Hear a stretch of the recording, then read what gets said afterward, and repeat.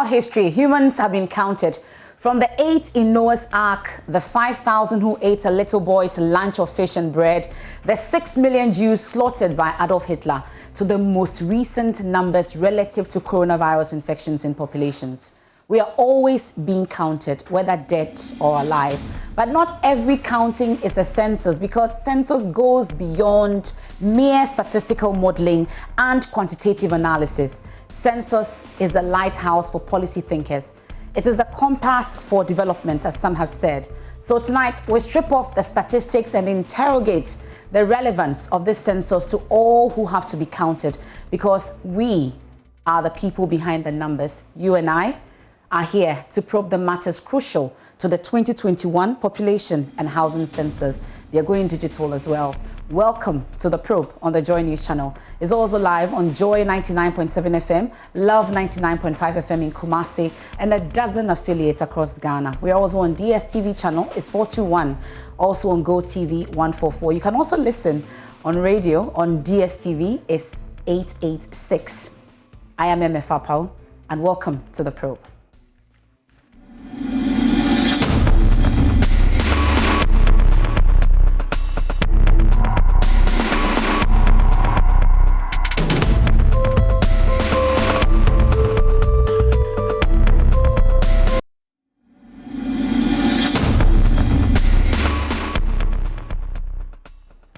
Welcome back, and thanks for staying with us here on The Probe. And tonight, we are talking the 2021 Population and Housing Census. And I'm privileged to be joined in the studio tonight by the government statistician, Professor Samuel Kobina Enim. Welcome to The Probe. Thank you, Mifa. I hope you're doing well. I'm good, thank you. Well, this week has been busy. We've launched the 100-day countdown. Tell us about it. What exactly is the countdown, 100-day countdown all about? Thank you very much, MFA. The 100-day countdown is to help us peak our publicity, education, and advocacy activities. We peg it at the Census 9 because the Census 9 gives us the reference period where all our questions are going to be based on. And why we celebrate the 100 days and also the 30 days we are going to celebrate is to achieve two main goals. The first is to, first of all, get the whole government machinery to support in the census activities. We at Ghana Statistical Service deem census as a collective responsibility, and given the fact that we don't want to leave anybody behind, it's our responsibility that all state and non-state resources are leveraged.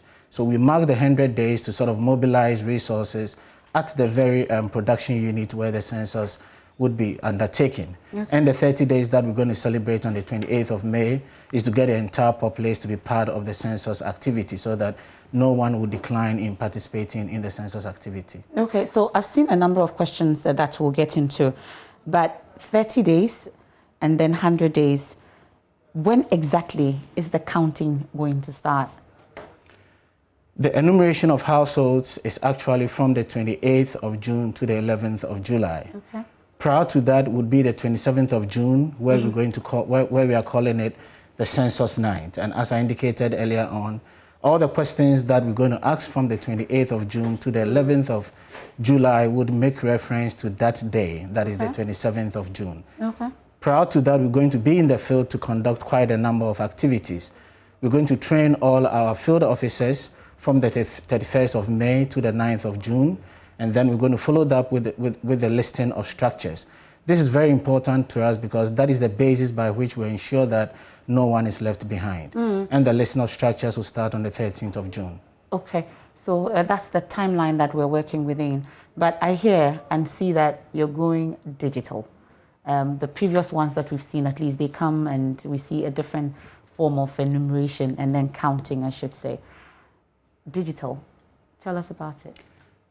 I always would want to elaborate that much on what we mean by digital census, because on the surface of it is the transition from, as you rightly said, from a paper-based questionnaire to the use of tablet.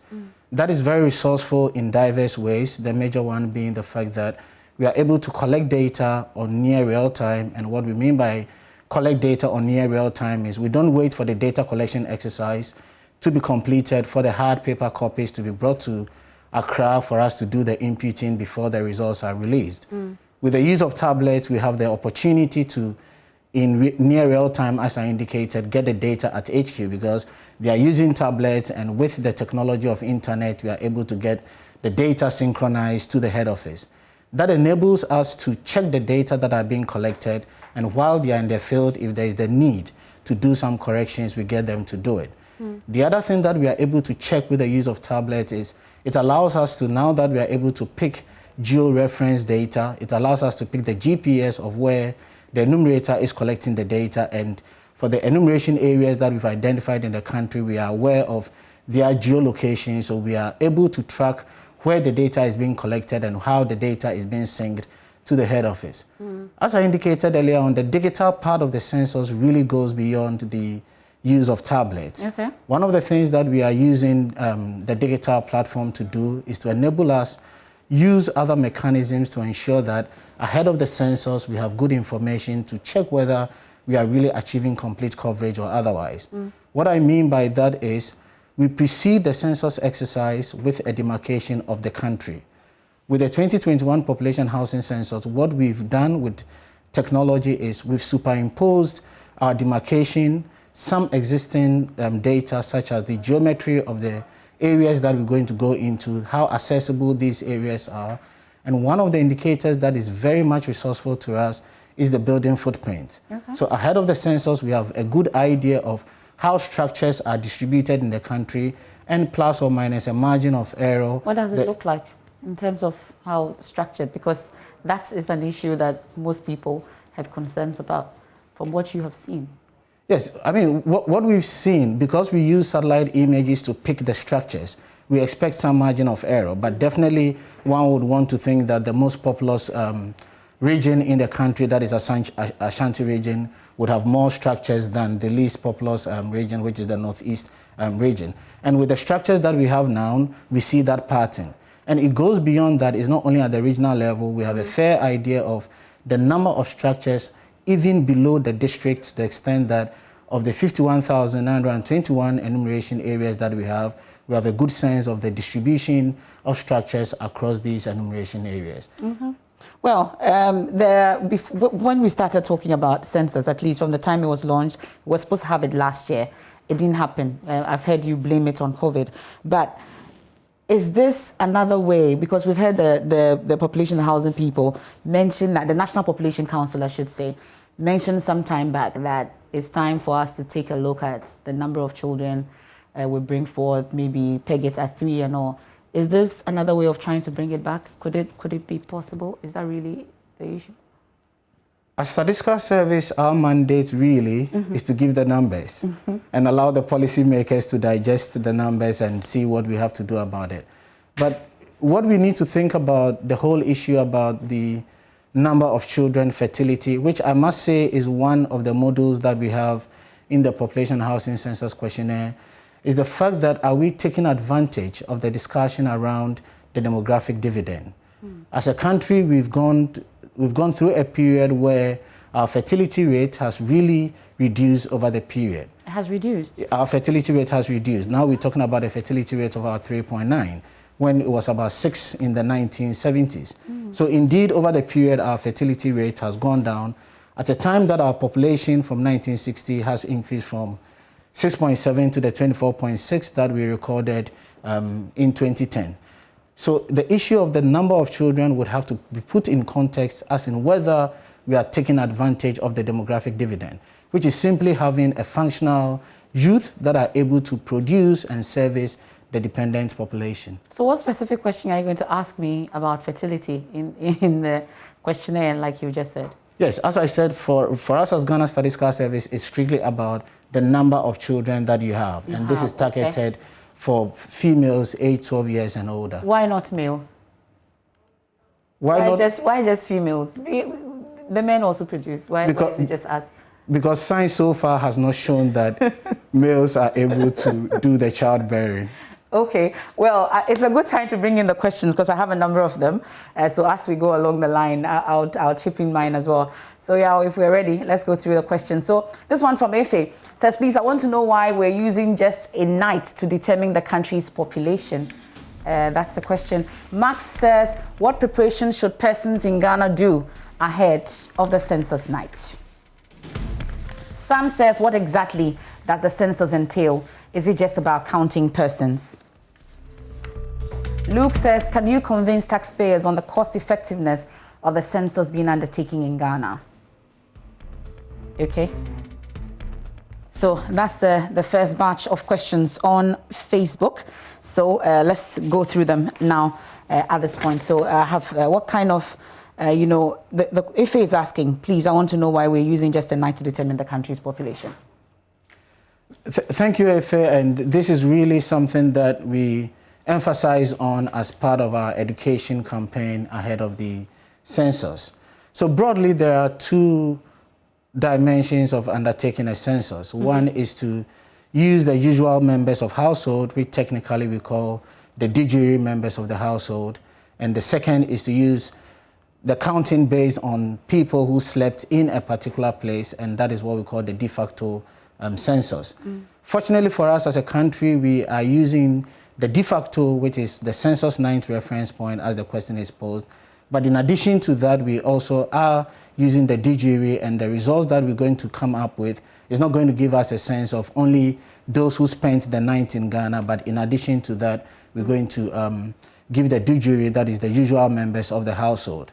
There are debates on the relative merits of using either the usual members of the household and the de facto, as I've explained. But in our case, we are choosing to use the de facto because we want to know a snapshot of the population of the country. So technically, we are saying a census 9th, which is the midnight of 27 June 2021. But in real sense, we make reference to 6 hours before the midnight and 6 hours after the midnight, because you're not going to be that rigid to say that were you in the house at 12 midnight. But then we give this range to enable us capture those that will slip the midnight. That is why we use the reference period 6 hours before the midnight and 6 hours after the midnight. Indeed, the counting is not the main goal of the census, or the only goal of the census for that matter. There are other issues that do come up for which we make reference to the night. And as I indicated, is that whole period, that 12-hour period, 6 hours before and 6 hours after. So for instance, there is the economic activity model, which makes reference to 7 days prior to the census 9. We don't go into the details and say whether it's that specific midnight. We just make reference to that day, which is 27 June 2021, and say that from 20th to 27th, 26th of June, what economic activity did you undertake? The same applies to the mortality model, which is one of the models that we have in the census, which dates back to the 12-month period preceding the census 9. So again, we make reference to that day instead of that night. So the ninth is just a technical terminology, but operationally, we have that flexibility depending on the model or the use of the ninth that we are making reference to. Okay, so ahead of the 30 days, for instance, as it stands now, as we speak, what's really our population? What's the figure? We do the senior population housing census. So as I indicated, our last population housing census was in 2010, which put our figure at 24.6 million persons in Ghana. The projection, that is the media projection for 2021, stands at 31.6 million persons in Ghana. And again, as I said, this is based on the de facto count and the projections that we've done over the period. Okay, so the next question, Mark says, what preparation should persons in Ghana do ahead of the census night? What we expect from persons in Ghana is to get themselves in readiness for the first time, and that is one of the dimensions of the digital census that we are undertaking. For the first time, we've made available the questionnaires on our website. We've made available all the training materials that we're going to use. So we want people to familiarize themselves with the questions that we're going to ask and hold themselves in readiness in terms of questions that are making reference to the last 7 days, questions that are making reference to the last 12 months, so that once we get into the households, it would facilitate the data collection process. How do I get familiar? How do I familiarize myself with it? Am I going to see the questions ahead? How exactly is that going to work? The law mandates us to gazette the questionnaire 6 months ahead of the census. And rightfully, Ghana Statistical Service is doing that. And as we speak, we've put the questionnaire on our website. So the questionnaire is available for every person in Ghana and beyond to make access to it. So we have to visit the Statistical Service website and then get access to it. How many questions, am I supposed to answer? We have a total of 127 questions in the household model. 100 and what? 127. Okay. Because we aim at achieving comprehensive, complete coverage, we have 5 broad instruments targeting different population groups. We precede that with the listing, as I indicated. On the 13th of June, we're going to list all structures that we have in the country. So we have the listing form that enables us to do that.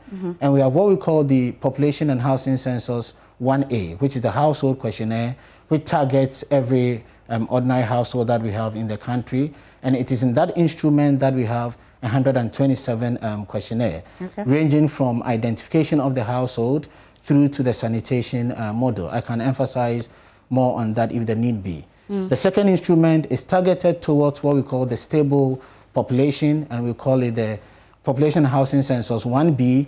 And here our target is those who are going to spend the night in the universities, in our secondary schools, because we don't want to miss them. Then the third instrument that is targeted to people who we say are in less stable institutions. So here our reference to those that unfortunately will be spending the night in the hospitals, in the prisons, in the remand homes, in the camps. We don't want to lose that population. So we have a shorter version of the instrument, less the 127 questions that is targeted to that. Then the fourth is the floating population, people who would be moving from one area to the other, people who do not have permanent places of staying. We call them the floating, the transient population, and we've designed a smaller instrument, obviously less than the 127 questions that are targeted to the floating population. And the final group is persons in Ghana who are going to spend the census night in hotels. And also we're going to have a smaller questionnaire for that. So the concept of achieving comprehensive, complete coverage has made us develop different instruments to target different population groups. Okay, so Sam's question, I think you touched on it earlier, but he's asking what exactly the census entails, and is it just about counting persons? It's always important to emphasize the fact that census goes beyond counting persons, and as I indicated, now we have a fair idea of how our population is projected to us in the 31.6 million. The census instrument enables us to cover 13 other models. And beyond the counting of persons, we are able to get information on the socio-demographic characteristics of the household in terms of the household living arrangement. We're able to get information on literacy and education. We get information on immigration. We get information on ICT. And this is very important for us as we transition to a digital economy. We get information on persons who have difficulties in performing activities, such as people who have difficulties in hearing, seeing, walking, and recollection. We get information on fertility, as I indicated. We get information on mortality.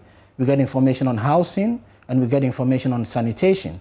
So clearly, the population housing census is the single most important data collection for us, and definitely it transcends counting of persons to give us the needed information that will help us track our development agenda. Okay, and can you convince the taxpayers on the cost effectiveness of the census being undertaken? Luke is asking, so issues about cost coming up and then the cost effectiveness. Let's talk about it. I'm happy this interview has not started with how much is it going to cost us to do the census. I do want to start with that. But I think it's inbuilt in that question. Currently, we have a working budget of 521.3 million Ghana cedis. And I think this question is very important because we at Ghana Statistical Service, we've worked towards convincing ourselves on the cost effectiveness on the exercise that we are doing. And the only way we thought of doing that is to benchmark our activities against countries that are also doing censuses. As we speak today is the census 9 for the United Kingdom, so definitely we are not working in isolation.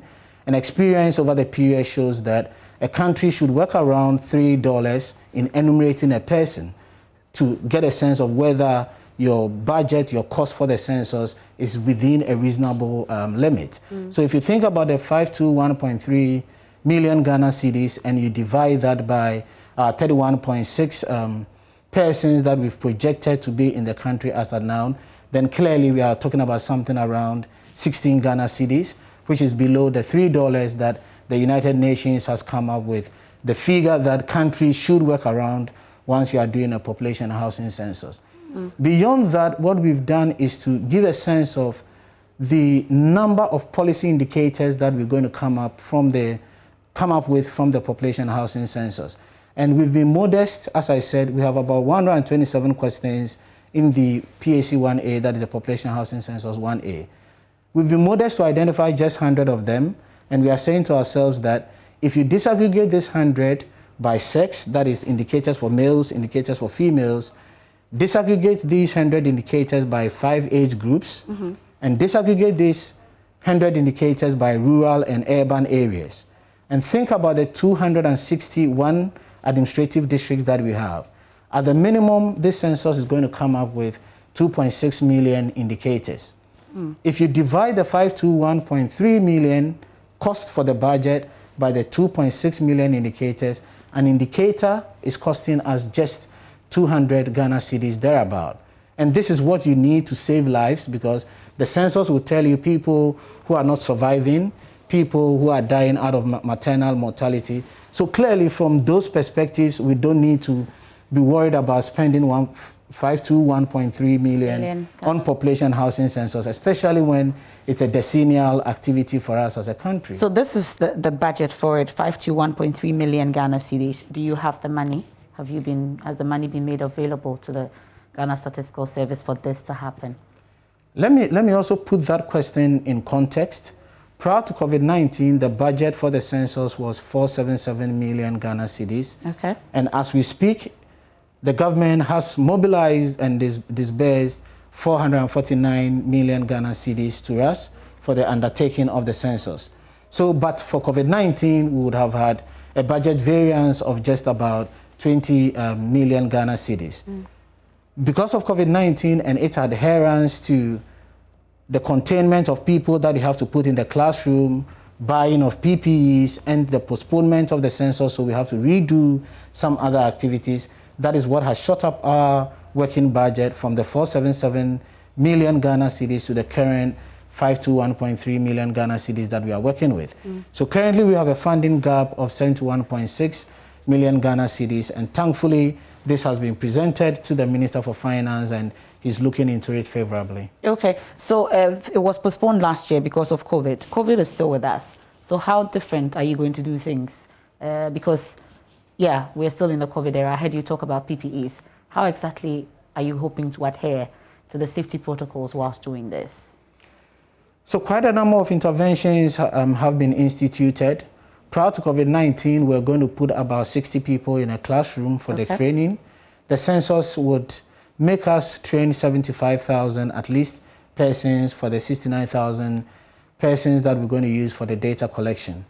Due to COVID-19, we are strictly adhering to a cap of 40 persons per classroom. And we're going to go the full length of adhering to all the COVID-19 on-site protocols. We are getting nose masks, we are getting the guns, we are getting the sanitizers, we are getting the Veronica buckets in all the 1,875 classrooms that we're going to use for the census. And beyond that, what we're going to negotiate with government is to ensure that all the 69,000 persons that we're going to put out there for the data collection are factored into the vaccination plan, so that once they are going out there, all of them will be vaccinated. Indeed, all the frontline workers of the census have received the first jab for the vaccine. Okay, great. Well, so that's the first batch of questions, and Prof has given us answers to them. At this rate, I'm sure we can take a number of questions. So let's get into the next batch. We're still on WhatsApp, I'm told. So Afi says, what are the measures in place to ensure that everyone in Ghana, even in the remotest part, is counted? Sylvia is asking, please ask the government statistician how his outfit is going to ensure that the enumerators will actually visit all the households they have been assigned. Charles says, how will you identify and correct incorrect data? Livingston, can a person or group of persons abstain from providing information during the census data collection? Are we compelled by law to participate? Okay, So that's Livingston's question, but I'll start off from Afi. What are the measures in place to ensure everyone in Ghana, even the remotest part, is covered or counted? Thank you, Emifa. The census operations goes through a number of activities to achieve two objectives. One is what Livingston is asking in terms of ensuring that everybody is counted and we don't leave anyone behind. And there are quite a number of things that we do to ensure this is done. The primary thing that we do, as I indicated earlier on, is to ensure that the country is demarcated into small geographical areas where we're going to put an enumerator in each of these small areas.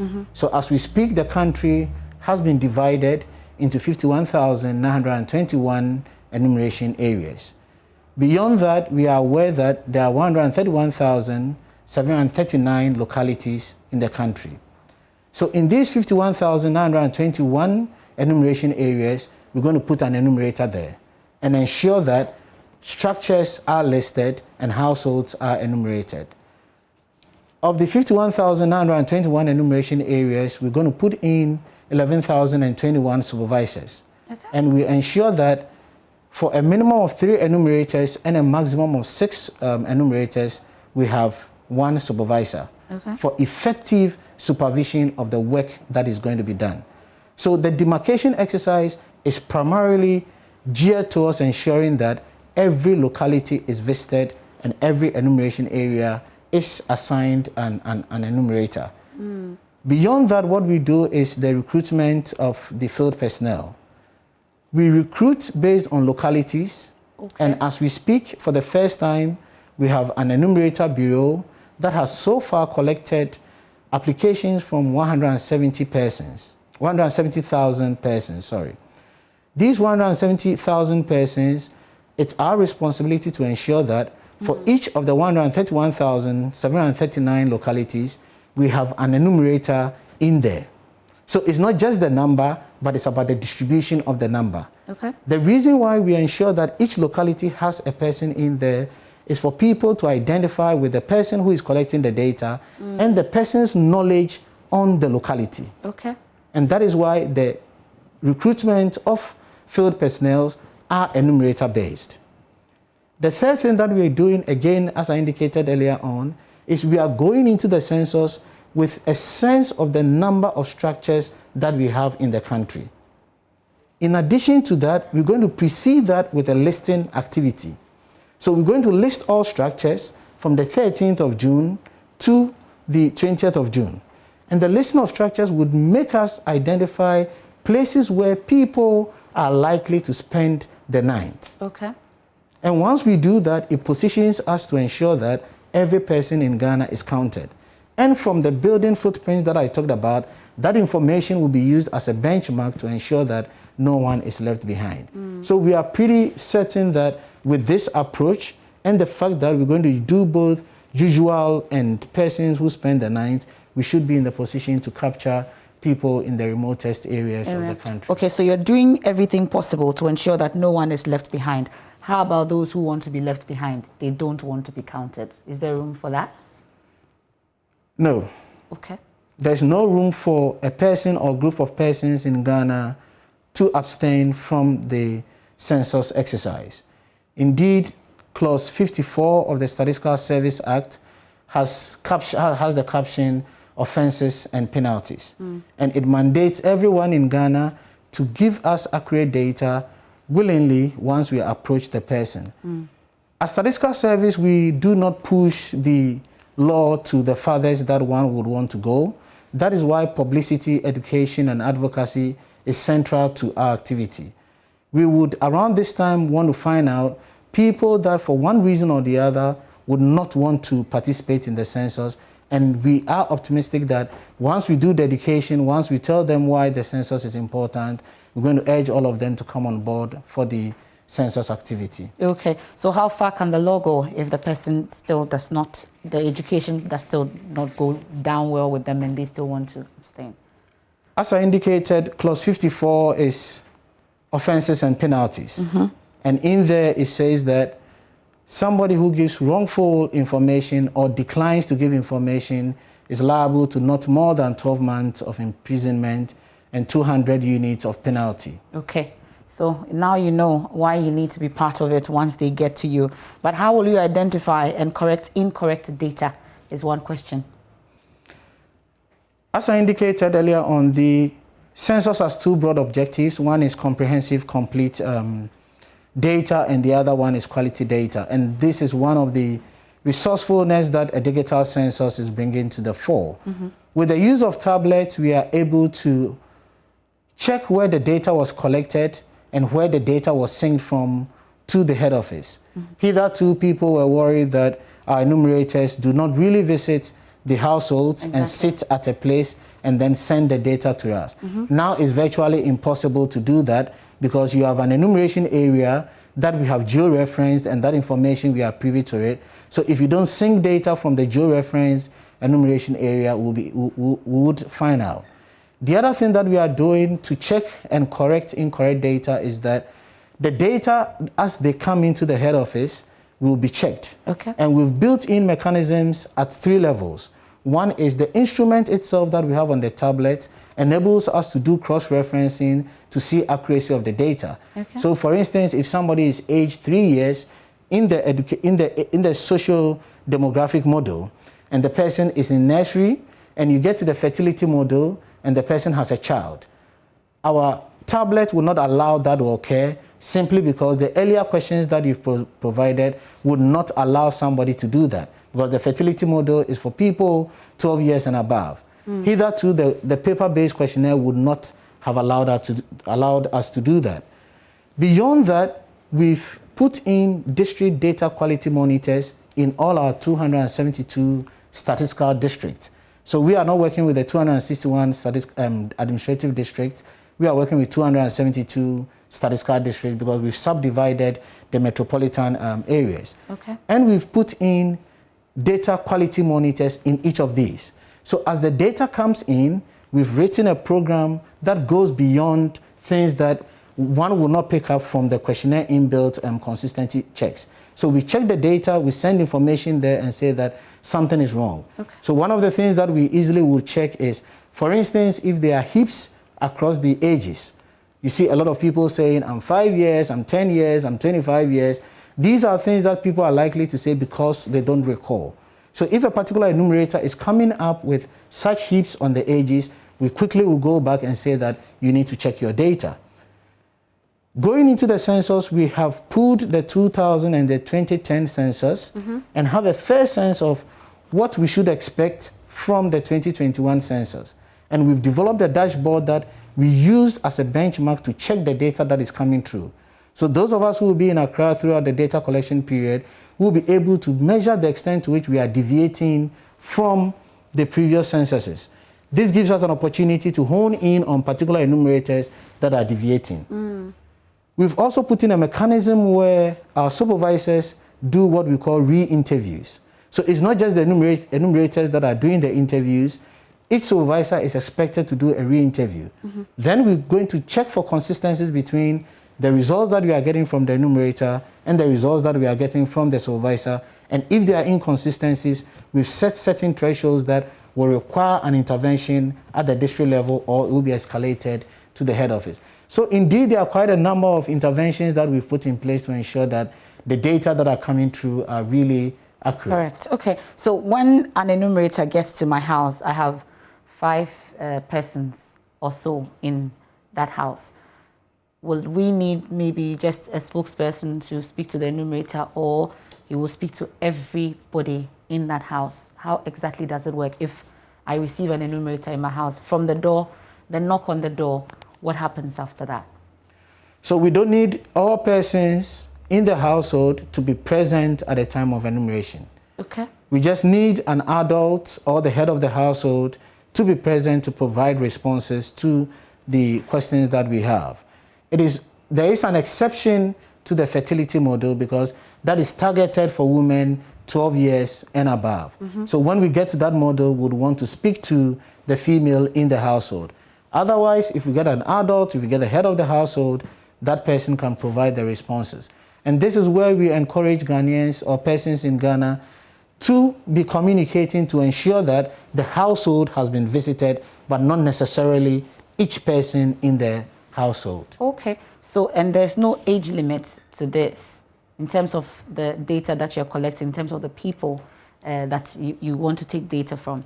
No. Even though it's one person that will have to speak to you, you need to know everybody that's You need to have information on every person in your household. From child, day every old? person. As I indicated, Okay. we don't want to leave anyone behind. Okay, so from a day old all the way to the grandmother or whatever in the every house. person in the house. Okay, great, interesting. So let's get into the next batch of questions. I don't want to keep you waiting. So Xavier says, what exactly do I stand to benefit from the census, and why is it even necessary at this time? Faustina says, I noticed the census in Ghana is conducted every 10 years. Why is that so? Kamal says, please, may I know if those of us who did the household registration will be allowed to also do the population and housing census? Bright, when is it starting? Must people go back to their homestead to be counted there, or can I be counted as a northerner even though I'm down south now? Charlotte says, what kind of questions will I be asked by the enumerators? Okay, so we've covered some of them, but okay, for those who will just be joining us, let's go through it. So what exactly do I stand to benefit from the census, and why is it even necessary at this time? Xavier is asking. There are numerous benefits to different stakeholders as far as the census is concerned. We keep emphasizing the fact that the census is the only activity that brings on board or gives a voice to every person in the country. If you do surveys, you don't get the opportunity to hear from each person. What the census does is, based on the modules that we have, you are able to get the voice of every person. So as an individual, if you have a challenge, as I said, difficulties in performing activities is one of the models, we are able to get down and see that this particular person or this group of persons have this challenge. So as individuals, the census makes us to get a sense of belonging as part of the country, unlike what we get from surveys. Beyond that, the census gives us an opportunity to really undertake all the development agenda that we have. As you rightly said from your introductory remark, the census is the basis for our democracy. The 275 constituencies that we are talking about is based on the census. Allocation of resources to the districts is based on the census. Decision on whether a hospital facility should be put here or otherwise depends on the census. So really, the census is the denominator that we have to think about as far as our democracy and our development is concerned. As part of the launch of the 100 days to the census, one of the things that we talked about, and I mentioned earlier on, is the 100 uses at the minimum that we can put the census data to. And again, this document is available on our website, and it trans from, as I indicated, socio-demographic characteristics right down to sanitation. And this is where we get around 27 questions that would help with our development. Okay, so earlier you mentioned that it's conducted every 10 years at least, monitoring the trend. But why is that so? Why not 5? Why not something else? Why is it 10? The United Nations recommends that the farthest that you can go intercensal is 10 years. Okay. So there are a few countries that are able to do it 5 years, and there are a few countries that indeed they are able to do it lesser than 5 years, depending on the approach that they are using. Quite a number of the Scandinavian countries who use registers are able to do population on a much more regular basis than 5 years or 10 years. So as a country, we are adhering to the United Nations recommendations. And indeed, Clause 34 of the Statistical Service Act says that it has to be done every 10 years. Okay. The beauty about the 10 years not being a lost opportunity is that within the 10 years, we use fertility, mortality, and migration to do population projections. So although we do not do actual censuses in between the census periods, we are able to do the population projections each year. That is why we are able to say that currently our population stands at 31.6 million. And because the census gives us the sampling frame from all our surveys, all the other questions that we ask, we get them through surveys and get them in a more deeper context from the surveys that we conduct within the census period. Okay, so there's one from Kamal. Wants to know if those who did the household registration will be allowed to also do the PHCS. You know about that? What exactly is it? I want to believe the household is talking about the work being done by the Ministry of Gender, Children and Social Protection. Okay. That recently went into the Northeast Savannah and Northern region to do household registration to identify people who need assistance.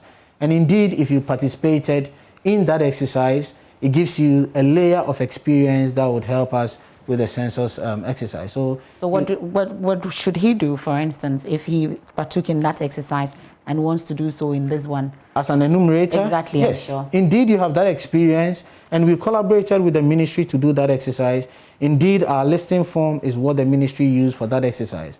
So anyone who participated in that exercise has a layer of experience that will be brought to bear on our census activity. Okay, and the question about when it's starting has been answered, but must people go back to their homestead to be counted there, or he can be counted as a northerner even though he's down south? That's the question Bright is asking.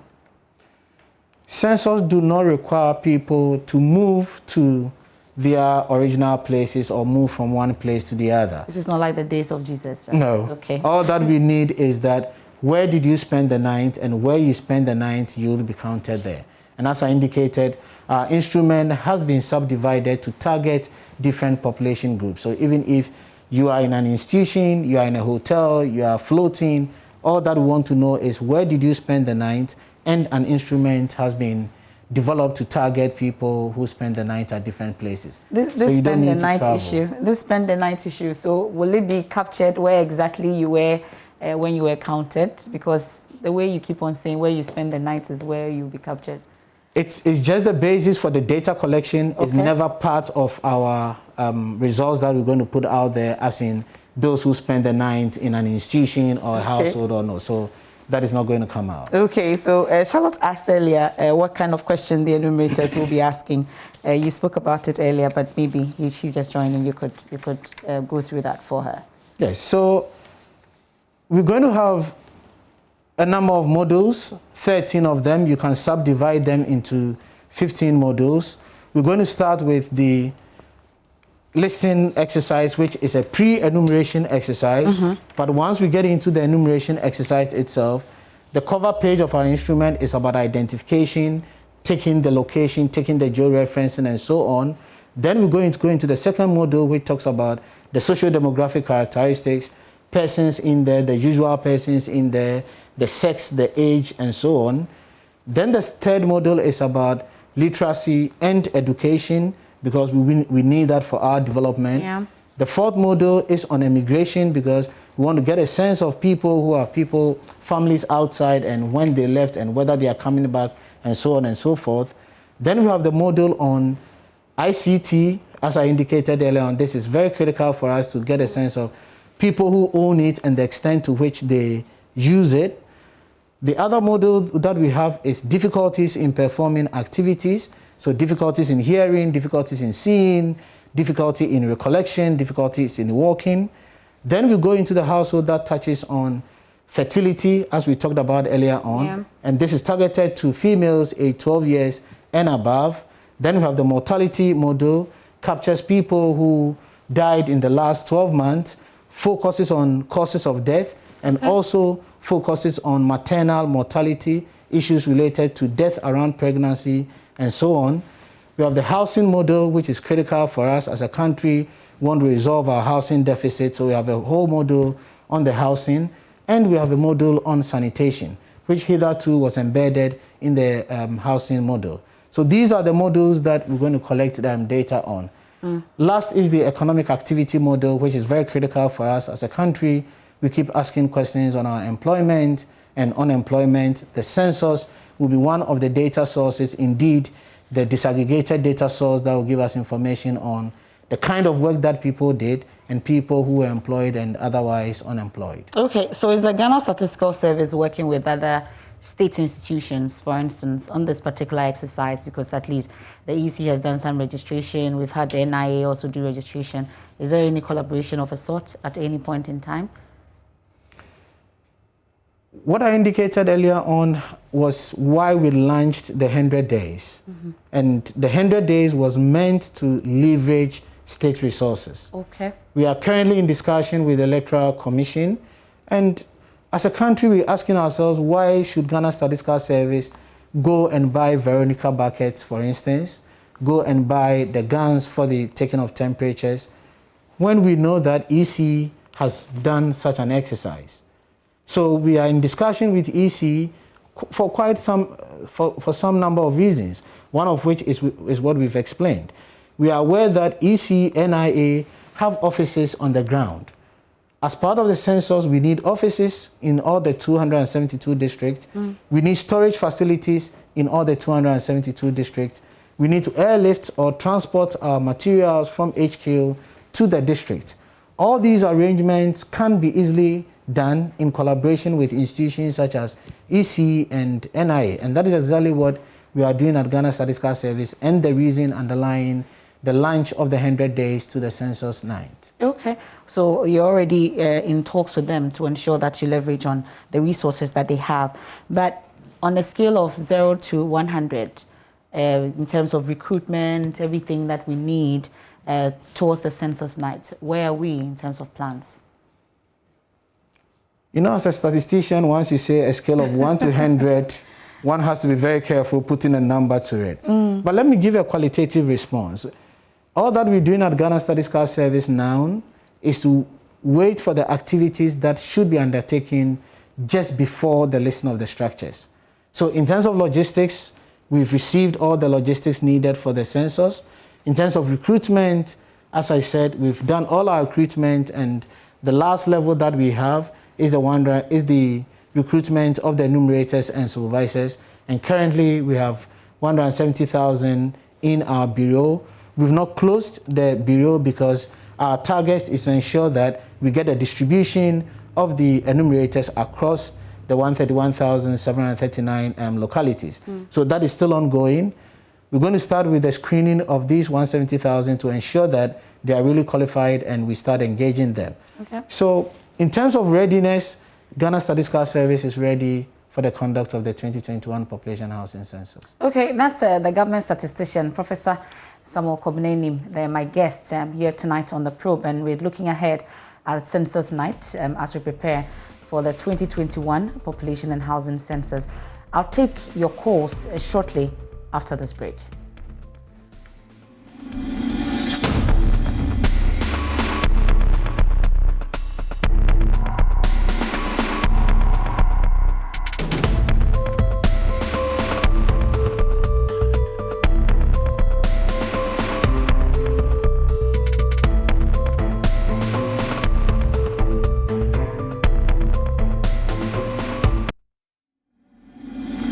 Welcome back. This is The Probe, and like I said, we are picking your calls at this point. A few calls. I just have some few minutes for that to happen. It's 030-221-1691 or 92. 030-221-1691 or 92. My guest is the government statistician, Professor Samuel Kobnenim, and we're talking about the 2021 digital population and housing census, all you need to know. And my first caller is on the line, Richard from Enumeration. Welcome, Richard. Good evening. Good evening. Welcome. What's your question, please? Thank you. Please, I would like to verify. I just tuned in and then I just heard the professor talking about the population census. I would like to verify that those that are going, the enumerators, are they going to be vaccinated before they embark on their exercise? I don't know whether you've talked about that. Okay, but then Richard, are they going to be vaccinated before they embark on that exercise? That is one. And secondly, I also want to verify that actually I'm part of them. And I have been called. I've been given a text message, and I've been called to verify my location and everything. So I want to verify that, are we going to be called again to be trained in? Because I've not heard anything since that call. Okay, Richard, thank you. You get a response. Frank Nelson. Good evening, Frank. Okay, so unfortunately, Frank, sorry for keeping you waiting, but you can also call 030-221-1691-92. All the questions you need answers to, this is your opportunity. So Richard missed the part about the vaccination. You mentioned that they will be vaccinated. So the next part, he says he's he's qualified, but no call. What's the next step? Yes, Richard, I'm happy you indicated that you've been called, and we're going to have a series of engagement with all our applicants ahead of the census. They're going to have a 4-tier screening process. So we're going to call you definitely on 2 more occasions. You're going to have an engagement with our district census officers where we're going to verify the certificates based on the information that you've provided. Further to this, the district census implementation committees would invite all of you for an in-person interview. And finally, ahead of the training, we're going to do an on-site screening of applicants. Okay. Ahead of this, we're going to share with you all the training materials, and it's our expectation that you're going to go through it so that once we're doing the on-site screening, you'd be able to go through the basic questions on the census. Okay, so let's bring in Samuel from Fadama. Hello, Samuel. Good evening, Samuel. Madam, good evening. Thank you very much for your time. Please, what's your question? Yes, please. I just filled in the application, but I received the message tonight, just right now, and I came to join for me to listen. But we have not been called. I want to know how best we could also get involved. Okay, but Samuel, you just got the call and the text tonight, and so I'm wondering how you would want to be called again right now tonight. So I'm sure that Prof have been saying it. He mentioned it to Richard that you'll get a call very soon. Okay, once you have the text, you have qualified. I can understand the excitement. Thank you very much, Samuel. We have a final caller, Prince. Hello, Prince, all the way from Kintampo. Welcome. Good evening. Please, I'm Prince calling from Kintampo South. I want to ask Prof that I applied for the past 1 year that they introduced the Enumerators Bureau. So I applied, and after the application, it was stated clearly that I have qualified. But always, if I want to keep in my data, or if I want to know whether my application went successful or not, they normally try to tell me that my data is not accurate. How? Okay, all right. So, Prince, thank you for your call tonight. Unfortunately, that's all I can pick for tonight. I'm sure there will be more opportunities for you to ask Prof questions. So it's about him being an enumerator. He qualified, but he doesn't really know what's going on. He's not able to enter his data. What's the problem? Okay. So thank you very much. I would advise that you visit our website. Once you go on the website, there is an icon that seeks to allow you to check your availability and check the status of your application. If you click on that, it will enable you to update your records, and by so doing, you're going to get the subsequent engagements that are required. So visit the website, the Enumerator Bureau website, and check the status of your application. Okay. Thank you. Well, so that's all the calls that we can take tonight. I see a lot of the questions, but finally, Prof, just before we let you off, I know that there are issues about sustainable rates, growth, and all that. What's really our status when it comes to our sustainable rate of growth, amongst others? We are in the budget mood, so we would want to know. If I thought I was coming here for census. Of course you were. Of course you are. So, as you know, at Ghana Statistical Service, we deal with the actuals, and we are hesitant in doing projections.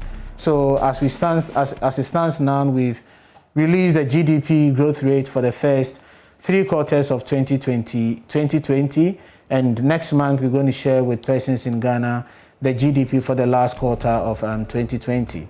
Clearly, the contraction that we experienced of 3.2 in the second quarter reduced to 1.1 in the third quarter, and given that the impact of COVID-19 had sort of dwindled in the fourth quarter, one would want to see a further reduction in the contraction that we saw in the third quarter of 2020. Okay, I'm sure the business team will come knocking this week. Thank you so much for your time. That's the government statistician himself joining us tonight on The Probe. We are very grateful. Thank you so much. That's Professor Samuel Kobnenim. And that's all time on allow us tonight for The Probe. I am MFA Pau. Another edition comes your way next week. But due to reasons beyond our control for radio listeners, we're unable to broadcast your favorite Christian infotainment program, A Walk with Jesus, tonight. We're so sorry for any inconvenience caused. Have a good evening.